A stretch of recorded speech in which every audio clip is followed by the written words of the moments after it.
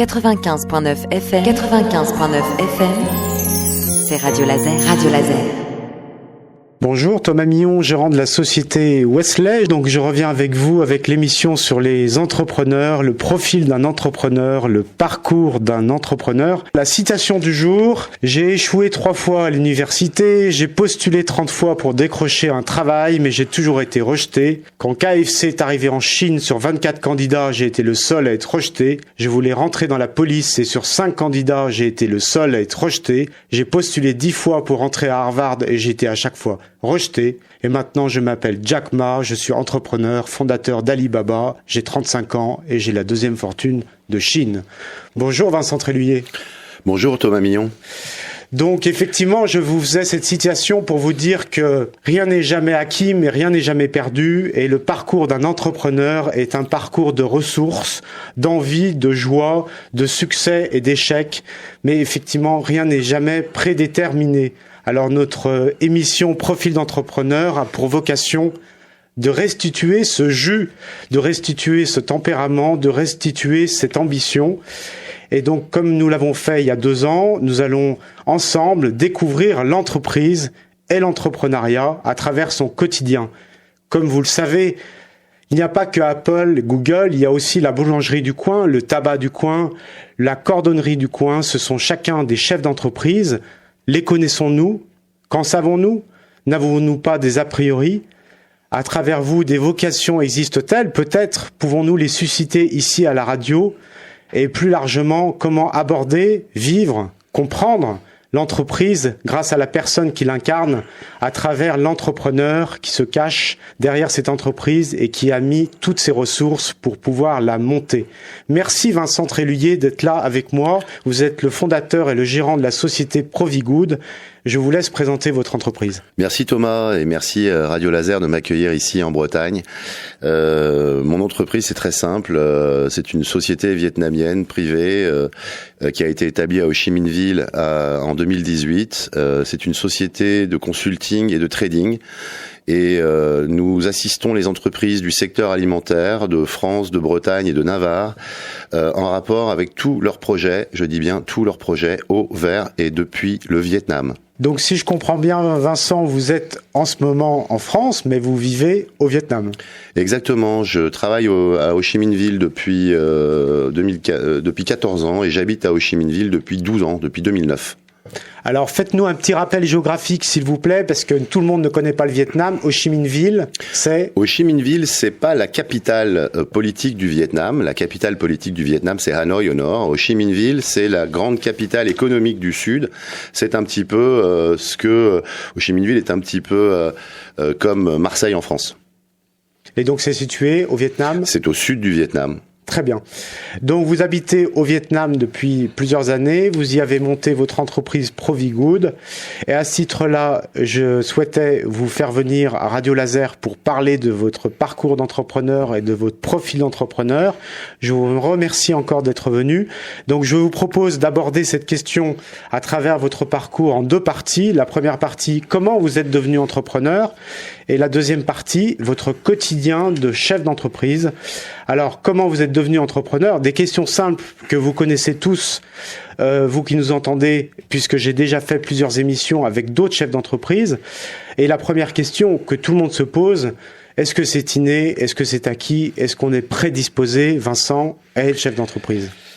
Eh bien, j'ai envie de vous répondre que c'est un peu les deux, c'est un peu inné et c'est un peu acquis. Tout d'abord, je pense que c'est important de rappeler ce qu'est un entrepreneur et un chef d'entreprise. Je pense qu'un entrepreneur ou une entrepreneuse, c'est un homme ou une femme qui est animé par un projet. Et ça veut dire quoi, être animé par un projet? C'est quelqu'un qui a envie de faire quelque chose et de se lever le matin pour le faire, tout simplement. Donc, en quoi est-ce que c'est inné ou en quoi est-ce que c'est acquis de devenir un entrepreneur ou une entrepreneuse? Eh bien, c'est inné dans le sens qu'on peut supposer que tout le monde a envie un jour ou a envie de faire quelque chose, est habité d'une envie d'un projet et a envie de le réaliser. Soit pour les autres, soit pour soi-même. Et c'est aussi un petit peu acquis parce que pour être entrepreneur, il faut développer un certain nombre de connaissances et de compétences. Et ça, en général, j'ai envie de vous dire que c'est en forgeant qu'on devient forgeron.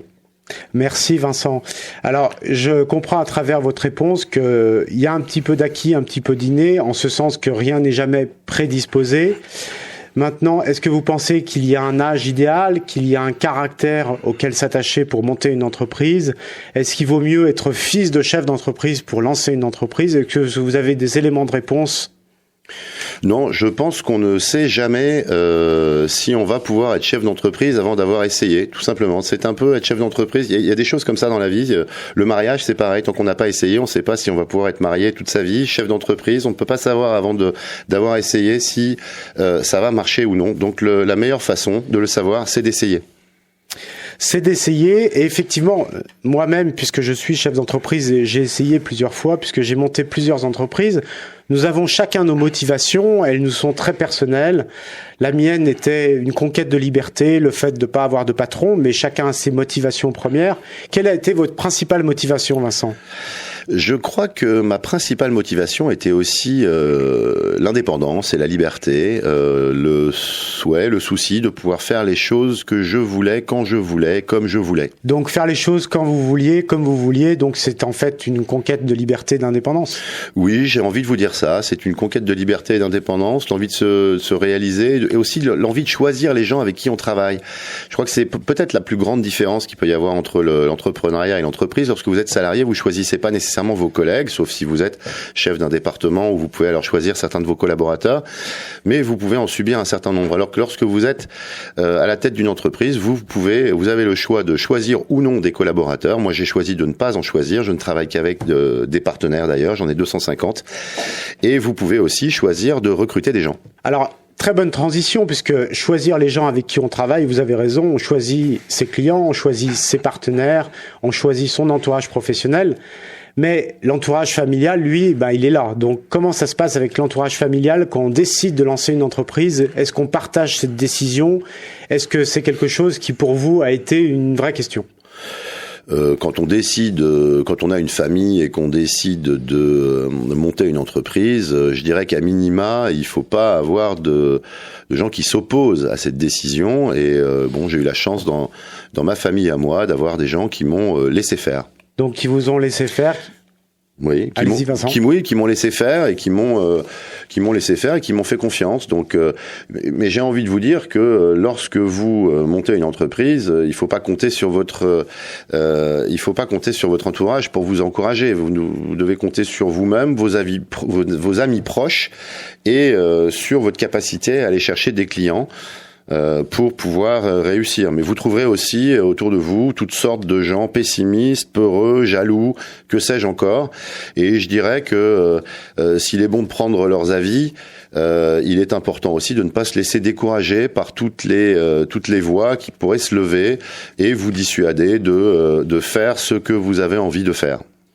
Alors nous avons effectivement parlé de la prédisposition à être chef d'entreprise, du fait de savoir si c'était inné acquis, si on avait une motivation première, évidemment oui, pour se lancer, comment l'entourage était prédisposé ou pas à accepter cette situation-là, comment on choisissait ses clients et ses prestataires. Et après, il faut faire le pas. Alors, les compétences. Est-ce que, à votre avis, il faut faire des études ou pas? Quelles études pour se lancer, pour monter une boîte? Il y a beaucoup de réponses à ces questions-là. Certains disent oui, il faut quand même comme on appelle dans le jargon, un background. D'autres disent que non. Qu'est-ce que vous en pensez, Vincent? Ouais. Et si vous voulez, vous pouvez me parler de votre expérience personnelle. Bien sûr qu'il faut avoir des compétences pour pouvoir mener à bien une activité quelle qu'elle soit. Dans mon cas, moi j'ai choisi d'être salarié et d'apprendre ces compétences dans différentes entreprises, en France et principalement à l'international et principalement en Asie. Et je dirais que ce sont les entreprises dans lesquelles j'ai travaillé précédemment dans lesquelles j'ai pu apprendre un certain nombre de choses sur comment faire des affaires, comment manager une équipe, et puis faire aussi dans ces entreprises les bêtises qu'il est nécessaire de faire pour pouvoir apprendre et progresser et apprendre à faire mieux. Et puis on apprend après au jour le jour. Exactement, on apprend tous les jours.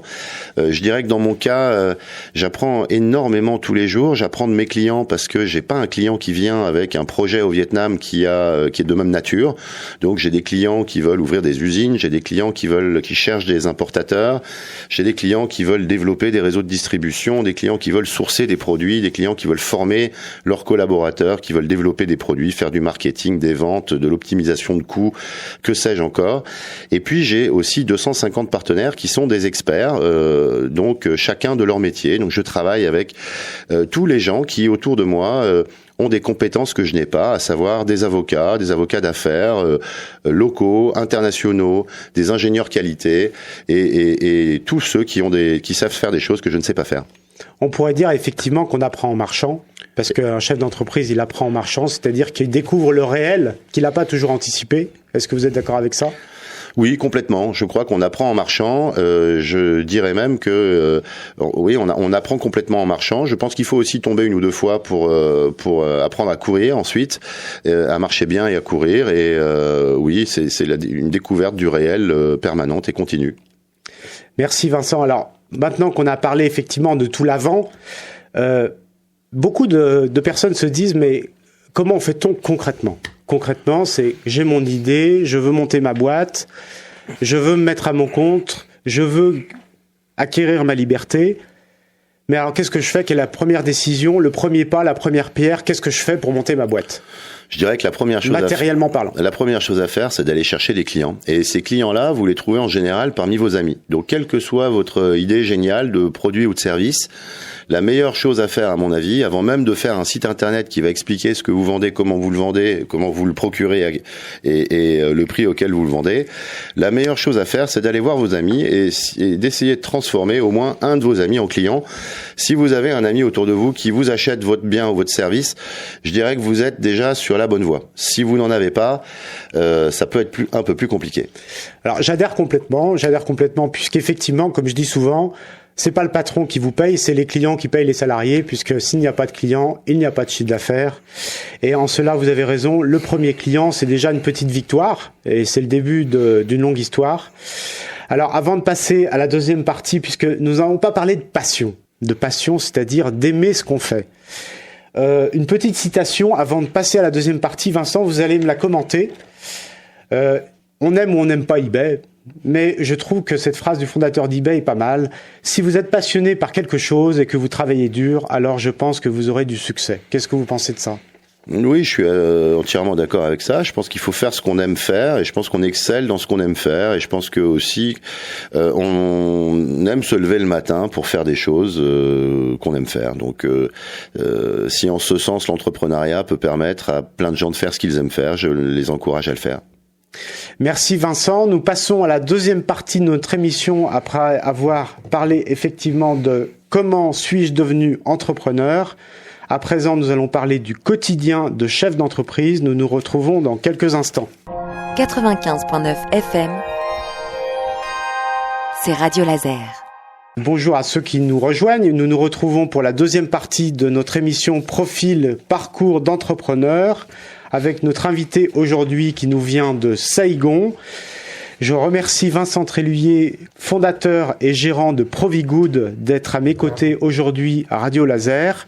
Merci Vincent. Merci Thomas. Donc je disais, nous abordons la deuxième partie, mon quotidien de chef d'entreprise. Alors pourquoi mon quotidien de chef d'entreprise ? Tout simplement parce que les questions les plus simples sont en fait les plus intéressantes. Quand je rencontre des personnes, qu'elles aient 20 ans, 25 ans, 40 ans, et qu'elles n'ont jamais monté de boîte, comme on dit, elles se posent souvent deux questions. La première question qu'on a abordée tout à l'heure, mais concrètement, comment je fais ? Comment je me lance ? Et à ça, on l'a répondu tout à l'heure. Et la deuxième question, c'est mes journées, comment est-ce que je les remplis ? Quand je suis salarié, j'ai un emploi du temps, j'arrive au travail, je fais ce que je dois faire et je repars. Mais là, je suis à mon compte, je suis seul, la solitude du chef d'entreprise, je suis responsable de mon business. Donc, comment commence ma journée ? Racontez-moi votre journée, Vincent. Eh bien, moi, j'essaye de faire dans ma journée principalement 3 choses. La première, c'est trouver des clients. La deuxième, c'est répondre aux besoins de mes clients, donc fournir les services que j'ai promis de fournir à mes clients et les fournir en temps et en heure et fournir des services de la meilleure qualité possible. Et la troisième chose, c'est m'adjoindre les compétences des partenaires experts, eux aussi du Vietnam, mais de leur métier, avec lesquels je travaille pour pouvoir répondre tout le temps mieux aux besoins de mes clients. Alors, si on rentre un peu plus dans les détails, si ça vous ennuie pas, est-ce que vous cherchez vos clients à travers vos réseaux personnels? Est-ce que vous allez les chercher en les appelant en direct comme certains le font? Est-ce que vous allez dans des salons? Est-ce que vous allez sur Internet? Est-ce que vous avez des stratégies au regard de cette conquête? Eh bien, c'est un petit peu de tout ça, en effet. Comme je vous le disais tout à l'heure, j'ai commencé à chercher mes clients et trouver mes clients parmi mes amis. Et puis, lorsque vous avez un ami client qui est content de ce que vous faites, en général, il finit par en parler à un autre ami ou à un autre de ses clients qu'il vous présente. Et puis, tout ça finit par faire boule de neige. Et puis, lorsque vous avez ajouté à ça des partenaires, prestataires, experts avec lesquels je travaille et qui ont eux-mêmes des clients, eh bien, ces gens-là me présentent aussi des clients, je leur présente les miens et tout ça fait une encore plus grosse boule de neige. Donc, la recommandation. Ce qu'on appelle la reco. Exactement. Donc c'est la recommandation. Alors il y a aussi un petit peu de networking au sens qu'il faut se rendre visible. Mais vous voyez, et au risque de vous surprendre, ma société a 4 ans et demi et je n'ai à ce jour toujours pas de site internet. Et ça m'a pas du tout empêché de trouver des clients parce qu'effectivement mes clients sont des gens qui me sont recommandés, auprès desquels je suis recommandé. Alors effectivement le site internet, comme vous le dites, ça sert surtout pour ce qu'on appelle les services marchands. Alors les sites internet, c'est une carte d'identité de votre activité, de vous-même, et donc c'est une espèce de réassurance pour les gens qui regardent ce que vous faites, mais c'est aussi une façon de vous faire copier votre savoir-faire, vos bonnes idées, et puis c'est aussi, ça peut être une façon, et c'est le cas lorsqu'on est petit, de recevoir plein de demandes que vous ne pouvez pas traiter. Donc voilà, moi quand j'ai décidé de démarrer ma société, je me suis pas dit je vais faire un site internet pour expliquer à mes clients potentiels ce que je vais faire, mais je me suis simplement dit je vais aller chercher ces clients. Je vous rassure par ailleurs, mon site internet est en cours de création, donc vous pourrez me trouver bientôt sur www.provigood.com. Alors toutes les infos sur l'entreprise de Vincent seront visibles sur le site de Radio Laser avec le podcast, je le rappelle. Si on fait un petit zoom sur Saigon, si on fait un petit zoom sur l'Asie, sur le Vietnam, est-ce que vous pensez que la manière de gérer votre entreprise au quotidien, puisque je parlais de la journée, est différente ou pas? C'est une question très simple de quelqu'un qui est en France, un entrepreneur français. En ce sens, est-ce que la vie à Saigon est différente pour un chef d'entreprise quand vous vous levez, vous allez chercher des clients, vous voyez vos partenaires? Ou non, c'est un endroit comme un autre? Je dirais que les différences culturelles entre le Vietnam et la France s'appliquent à tout le monde, y compris aux entrepreneurs. Donc au Vietnam, on va faire les choses un peu plus tôt le matin en général. Donc si vous avez des rendez-vous d'affaires, c'est plus 7 et 8 heures que 9h30, 10h. La journée se termine aussi un petit peu plus tôt et le dîner qui se prend plus tôt, 6 heures, est aussi un moment pour pouvoir sceller des amitiés, sceller des pactes de confiance et comme en France, bien manger et bien boire avec les gens avec lesquels vous faites affaire. Alors, le chef d'entreprise, dans sa journée, c'est aussi un chef d'entreprise qui assume ses succès et ses risques, qui est indépendant, comme on l'a dit, qui est responsable de son business et qui, à travers ça, gère son temps et ne peut pas, s'il a des problèmes, attendre demain. Alors, votre emploi du temps est aussi lié à vos clients et à vos problématiques d'entreprise. Alors, comment on fait vis-à-vis de la famille? Parce que la famille, elle aussi, elle a ses priorités et elle vous attend. Alors, comment fait-on pour concilier vie de chef d'entreprise et vie de famille, Vincent? Je crois que le meilleur moyen de les concilier, c'est de tout le temps prioriser sa famille, en réalité. Donc, si j'ai un conseil à donner à tous les entrepreneurs, entrepreneuses, mais aussi à tous les salariés, c'est n'oubliez pas que vos conjoints, enfants, cousins, cousines, papa, maman, grands-parents sont les personnes les plus importantes dans votre vie. Donc, faites bien toujours passer votre travail après vos êtres chers. Priorité à la famille, effectivement. Beaucoup de chefs d'entreprise m'ont dit ça également ici, priorité à la famille, puisque c'est le cœur de la vie d'une personne. Alors, la vie d'un chef d'entreprise, c'est aussi de la volatilité. La volatilité, c'est des hauts et des bas. La volatilité, c'est des échecs et des succès. C'est des déceptions et des joies. Alors, comment psychologiquement on gère tout ça, sachant que, je l'ai rappelé tout à l'heure et j'en ai parlé souvent ici, quand on commence, on n'est pas 100.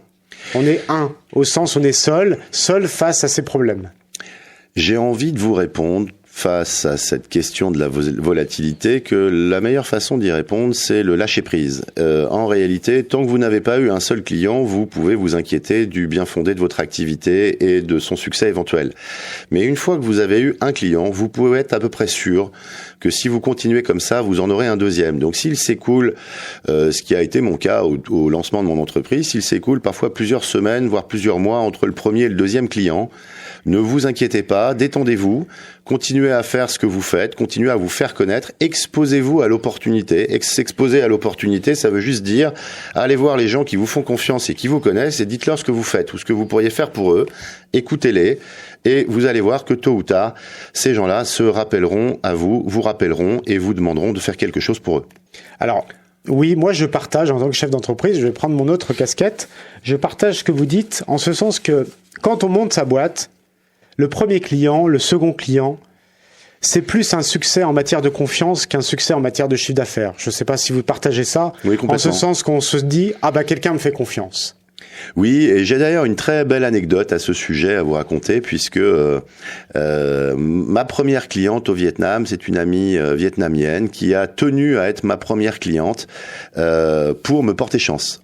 Et elle est elle-même chef d'une petite entreprise d'une quinzaine de salariés, et elle savait pas trop ce qu'elle allait me donner à faire au début, et puis elle a fini par trouver une petite mission et elle l'a fait pour me porter chance et ça m'a effectivement d'une part fait très plaisir et ça m'a également réconforté, rassuré sur le fait que si j'en trouvais un, je pourrais en trouver 2, 3, 4 et maintenant 10, 30, 40, etc. C'est ce que j'appelle la confiance. Et la confiance qui, effectivement, apporte le succès et qui apporte encore d'autres confiances, c'est une espèce de cercle vertueux. Exactement. C'est vraiment, comme je dis à ma dernière fille de 10 ans, la seule chose dont on doit avoir peur, je dirais, c'est d'avoir peur. Donc, inversement, se jeter à l'eau et commencer à faire ce qu'on aime faire, c'est probablement la meilleure chose à faire pour tendre vers un épanouissement et une certaine forme de bonheur. Alors, merci Vincent. Alors, pour continuer notre journée, il y a le fameux regard des autres. Alors, le fameux regard des autres, c'est peut-être effectivement une phrase occidentale, je ne sais pas, puisque je ne connais pas l'Asie comme vous, mais en ce sens que beaucoup de personnes me disent, être chef d'entreprise, c'est aussi faire face aux réflexions sur vous avez beaucoup d'argent, vous avez beaucoup de vacances, vous prenez les vacances que vous voulez, vous êtes un sale patron, les GAFA ne payent pas d'impôts. Comment vous voyez l'image du chef d'entreprise au regard de ceux qui ne le sont pas, dans votre vie du quotidien? Je crois que ça doit être le dernier souci du chef d'entreprise que de se préoccuper de tout ça. Mais j'ai envie de dire vis-à-vis des autres, je crois que je suis aussi assez opposé à la starification du chef d'entreprise. Je pense que le chef d'entreprise, c'est pas un héros. Je pense qu'on est tous plus ou moins des entrepreneurs. On est tous appelés à l'être, même quand on est salarié. D'ailleurs, on est appelé à prendre des initiatives dans une entreprise et à ce titre, on est déjà comme salarié tout à fait salarié entreprenant et motivé. On est déjà un entrepreneur sans le savoir. Donc, j'ai pas envie d'opposer les entrepreneurs aux autres. Je crois qu'on a tous des passions, des projets et on les fait tous vivre de manière différente. Certains parlent entrepreneuriat, mais certains vont faire du bénévolat, animer des clubs sportifs, prendre des initiatives dans leur entreprise, dans leur commune. Donc, je crois qu'on peut tous entreprendre, on peut tous faire avancer un projet un jour. Alors, merci Vincent. Dernière question pour conclure cette seconde partie qui me semblait intéressante, c'est la santé. La santé et ce qui va avec aussi la solitude. Pourquoi ? Parce que la santé, malheureusement, on est obligé de l'avoir quand on est chef d'entreprise parce que sans bonne santé, on peut pas faire évoluer sa boîte. Et la solitude, c'est la solitude face à ces problèmes qu'on a du mal à partager. Alors, comment vous gérez ça ? J'ai envie de dire que la santé, c'est pas le problème des chefs d'entreprise, c'est le problème de tout le monde. C'est probablement le bien le plus précieux qu'on ait. Donc oui, prendre soin de sa santé, c'est important. c'est important pour tout le monde. La deuxième question, vous m'avez dit, Thomas. La solitude. Alors, la solitude, pour moi, c'est une espèce d'illusion. Je crois que même quand on est tout seul, on n'est jamais complètement tout seul. En particulier aujourd'hui, on n'est jamais qu'à un message WhatsApp ou un coup de fil d'un bon ami, d'un membre de la famille, d'un ancien collègue. Et donc, je crois que si on a parfois l'impression d'être seul, je crois qu'il est sage de se dire qu'on se trompe. Alors, quand vous avez des problématiques d'entreprise que vous devez partager, comment faites-vous ? Quand j'ai des problématiques d'entreprise que je veux partager, je les partage avec mes partenaires, avec mes amis, parfois avec mes clients et parfois même avec certains de mes concurrents. C'est-à-dire que j'observe ce que mes concurrents font pour pouvoir, pour pouvoir prendre des idées, bien sûr. Alors merci Vincent. Nous concluons notre seconde partie. Alors pour conclure l'émission, 3 petites questions à vous poser. D'abord, à votre avis, en tant qu'entrepreneur, alors vous avez un regard différent puisque vous avez un regard qui vient d'Asie, mais à votre avis, puisque nous parlons du profil d'entrepreneur, du parcours d'entrepreneur dans cette émission, quel est à votre avis le plus gros a priori à lever au regard de ce rôle de chef d'entreprise ? C'est ce que je vous disais tout à l'heure. Je crois qu'on est tous des entrepreneurs et donc il faut démystifier complètement l'entrepreneuriat parce que on est tous des entrepreneurs plus ou moins sans le savoir. C'est très visible en Asie parce qu'en Asie vous avez encore notamment à Saigon, au Chi Minh Ville où j'habite, une flopée de petits commerces familiaux. Donc si j'ai le plaisir de vous accueillir un jour à Saigon, vous verrez que tout le monde cherche à ouvrir un petit commerce, à lancer son activité et que c'est finalement tout à fait normal. Quelle est votre plus grande joie ? Après votre invitation sur Radio Laser, vous voulez dire ? Quelle est votre plus grande joie en tant que chef d'entreprise ? La plus grande joie, c'est de pouvoir véritablement faire ce que je veux, comme je veux, et surtout avec les gens que je veux tous les jours, et puis avoir des clients qui me font confiance et dont 100% sont satisfaits du travail que j'ai fait pour eux. Merci Vincent. Nous concluons. Un dernier mot pour conclure, Vincent ?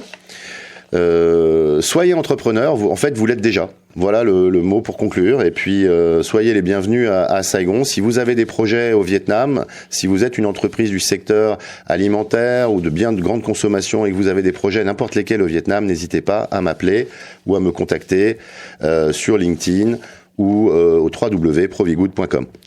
Merci Vincent. Nous nous retrouvons pour la prochaine émission Profil d'entrepreneur, parcours d'entrepreneur sur Radio Laser. Je vous remercie de votre attention et à très bientôt. Au revoir. Merci infiniment Thomas.